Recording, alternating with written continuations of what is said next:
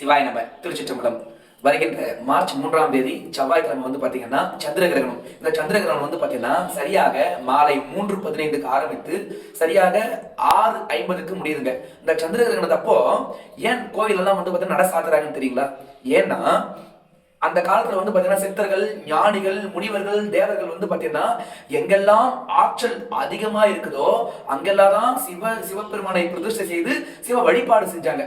அப்படி இருக்கும்போது இந்த சந்திர கிரகணங்கள், இந்த சூரிய கிரகணங்கள் நடைபெறும் போது அந்த இடத்துல கோவில்ல பாத்தீங்கன்னா நார்மல் ஆற்றலை விட இன்னும் அதிக ஆற்றல் இருக்கும். அப்போ நம்ம சுவாமியை போயிட்டு தரிசனம் செய்யும் போது அந்த ஆற்றலை நம்ம உடம்பால தாங்க முடியாது. இப்போ குறிப்பா சொல்ல போனா நம்ம நைட்ல வண்டி ஓட்டும் போது நம்ம எதிர்க்க பாத்தீங்கன்னா வண்டியோட வெளிச்சம், அந்த வெளிச்சமே நம்ம கண்களால தாங்க முடியாது.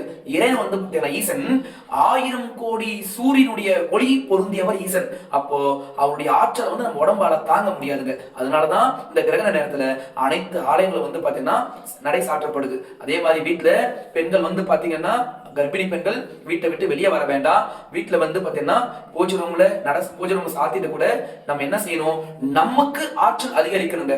ஏன்னா சந்திரன் மனோகாரகன். அப்போ நமக்கு ஒரு சிலர் மனநிலை பாதிக்கப்பட்டிருப்பாங்க. இதுக்கெல்லாம் காரணம் என்னன்னா சந்திர பகவான் ஜாதக ரீதியாக நீச்சம் அடைஞ்சிருப்பாங்க. அதனாலதான் மனநிலை பாதிக்கப்படும். அப்போ இந்த வருங்காலத்துல பாத்தீங்கன்னா அனைவருமே மனம் நல்லா செம்மையாகணுங்க, மனநிலை அதிகரிக்கணும். அப்பதான் மன தைரியம் உண்டாகும். அப்போ இந்த சந்திர கிரகண நேரத்துல நம்ம சந்திரனுக்கு உரிய அதிபதி யாருன்னா அம்பாள். அப்போ அபிராமி அந்தாதி பாடணும். அதே மாதிரி சந்திர பகவானுக்கு தண்டனை கொடுக்கும் போது சந்திர பகவானை அவரை பாத்தீங்கன்னா பாதுகாத்து அவர் தண்டனையை பாத்தீங்கன்னா அவருடைய சாபத்தை நீக்கி சிவபெருமான் என்ன செய்தாரு, அவர் தலையில சூடிக்கிறாருங்க. அப்போ கோளறு பதிகம் பாடணும். அதே மாதிரி சிவ நாமத்தை சொல்லும் போது சந்திர பகவானும் மனமகிழ்வார். சந்திர பகவானுடைய அருளும் கிடைக்கும், ஈசனுடைய அருளும் கிடைக்கும், அம்மையுடைய அருளும் கிடைக்கும். நம்ம மனதுக்கும் என்ன ஆகும், தைரியம் உண்டாகுங்க. நம்ம மனோதைரியம் நமக்கு கிட்டும். அதனால இந்த வருகின்ற அந்த சந்திர கிரகணத்துல இதை தவறாம அபிராமி அந்தாதி, அதே போன்று கோளறு பதிகம், ஈசனுடைய நாமத்தை சொல்லுங்க.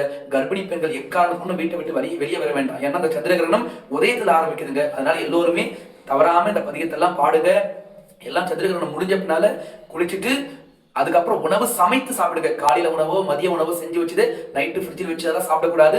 புதிதாக சமைத்து சாப்பிடணும். இதை தவறாமல் செய்யும்படி அன்போடு கேட்டுக்கொள்கின்றோம். சிவாய நம. திருச்சிற்றம்பலம்.